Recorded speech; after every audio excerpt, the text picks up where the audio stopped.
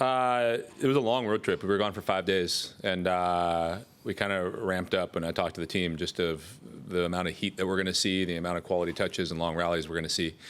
And I thought we responded really, really well, and beat a really, really good UNI team in front of a hostile crowd. It was their first home match there, and a really good team. And then headed over to Wisconsin and played 3 tight sets, and I thought the second set we should have won, and I think they'll admit they got a little lucky on an overdig and then a serve that trickled over, but we had a really, really good team on the ropes in the second set. And then again, we've talked about playing volleyball at a high level as a muscle, and we just let off a little bit for 4 or 5 points in the first and third, but we're headed in the right direction.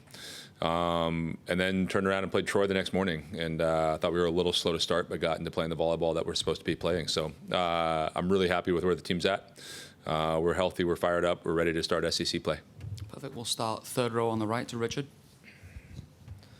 Coach, what does it mean to start conference play with this rivalry, and what does it mean to be the first program to play in the reignition of the rivalry under the Cotton Holdings brand? Yeah, I was wondering if the first question would be about Texas. No, it wasn't. It means a lot, and I think everyone, and I've had to remind our staff, and I'll remind our players, just that we play 2 matches this weekend, but September 27th has been circled on the calendar for a long time for a lot of people, and for me, it's adding a lot more interest to what it is that we're doing and getting people in the stands and getting them to fall in love with what we're doing. But I think it's one of the best rivalries in sport. I think for our sport, if both teams are firing at a high level and we're going after each other, I think it ups the ante for our sport. It ups the ante for the SEC. I think it's an awesome, I don't know if it was planned, but way to start SEC play, to put this right at the forefront of it. And then what challenges come with playing this specific team, and given that that program has had plenty of postseason success recently? I was going to say, they're really good. They're the 2-time defending national champions. That's probably the most difficult thing. I think the other side of it, just we played them in the first round of the NCAA tournament last year, and our team showed up to play. And I expect that to happen. I didn't think the moment got to them. I didn't think necessarily when we played Wisconsin the moment got to them.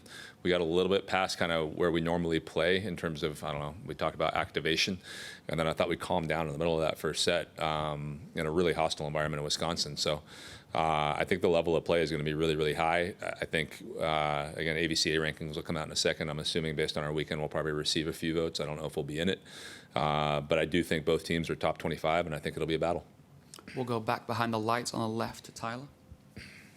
Jamie, you've talked about growing the game, and how do you anticipate this atmosphere being on Friday, and then just what will a match like this do to grow, especially locally, this game? I hope it's amazing. I know football's playing Arkansas up in Dallas, and that'll probably draw some people away, and I just encourage people, show up, leave that night, come see what we're about. I think it'll be an electric atmosphere. I think if any of you have been to a match this year, we've tried to add some different things with some crowd interaction and some lighting, and it's a fun place to be. So, and I think it'll be a show that's put on Friday night. So I hope people, let me say this, I know my wife was just at the post office, and they were talking about our match. So, and she was at her gym right before that, and they were talking about it. So I know there's a buzz around town. I know people will show up. I just encourage, just if people were thinking about leaving that day to head up to Dallas, stick around, see this, help support us, help see something new,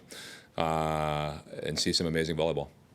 And then that road trip you guys just went on, and especially taking on Wisconsin, how do you feel like that maybe has prepared this team before you play Texas? Yeah, and I've talked in here just about the RPI system and how it's a little bit flawed and encourages you to play some of their matches, but I think those matches prep you to be able to withstand that level of volleyball for longer periods.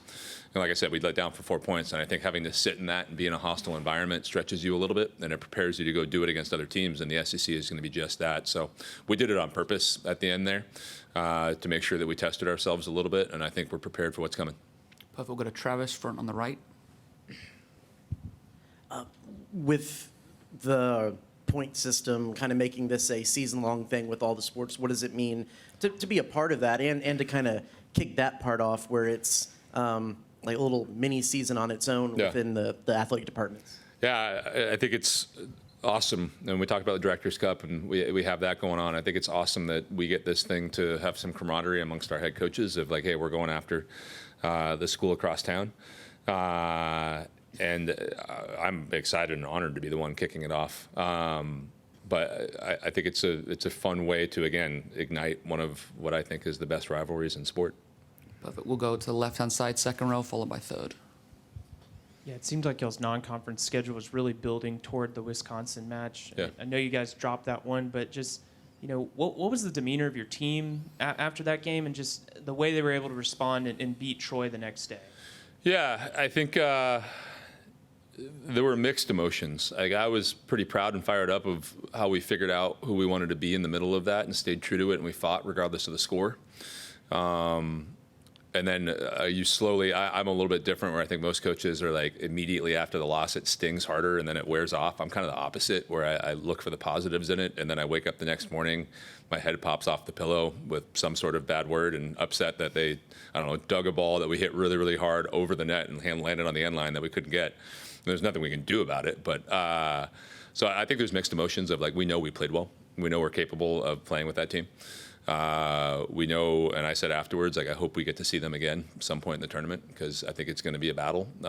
So I think it strangely gave us some confidence that we can go out against a really, really good volleyball team. And again, I think I took our administration there. I think it's one of the hardest places to play because their fans are loud. That place echoes.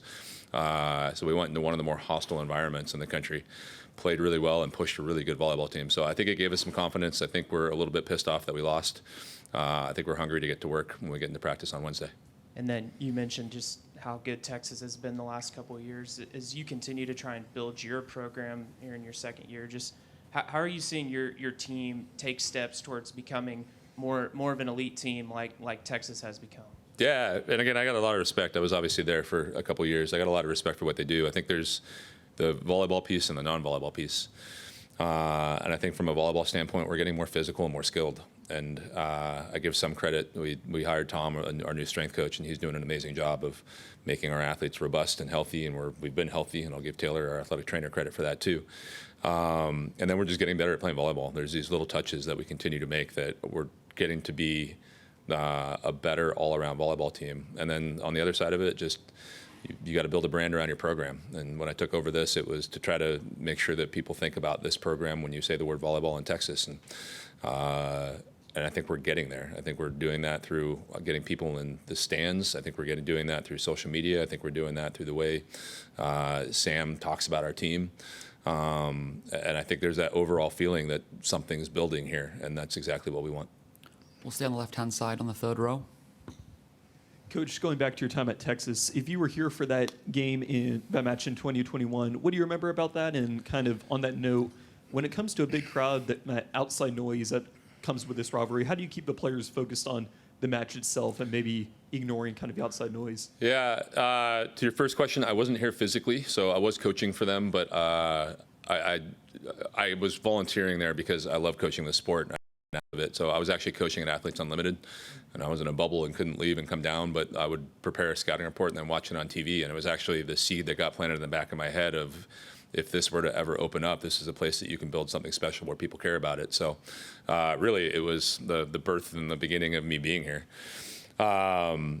And to your second question, I don't ask them to tune it out. I think they feed off of it. I think they feed off of it when we're in a hostile environment. I think we did it when we were at Wisconsin. I think our exhibition against Baylor, they promoted the heck out of it, and 4,000 people showed up, and they were rowdy. They were standing right behind us, and I think we play better with it.